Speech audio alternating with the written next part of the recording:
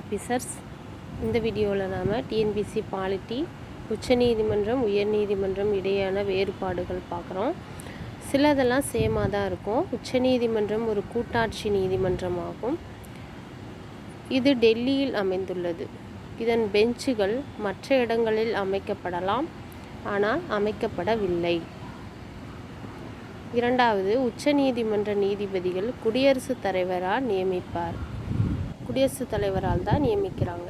அதே மாதிரி உயர்நீதிமன்ற நீதிபதிகளையும் குடியரசுத் தலைவர் தான் நியமிக்கிறாரு. உச்சநீதிமன்றம் உயர்நீதிமன்றம் இரண்டு நீதிபதிகளையும் நியமிக்கிறவர் யாருன்னு இப்போ கூட டிஎன்பிஎஸ்சியில் கொஸ்டின் கேட்டாங்க இல்லையா? யார் நியமிக்கிறாருன்னா குடியரசுத் தலைவர் தான் நியமிக்கிறாரு, மறந்துடாதீங்க. உயர்நீதிமன்றம்ன உடனே மாநிலத்துக்கு ஆளுநருக்கு போகக்கூடாது. உயர்நீதிமன்றம் உச்சநீதிமன்றம் யாராக இருந்தாலும் குடியரசுத் தலைவர் தான் நியமிக்கிறார்.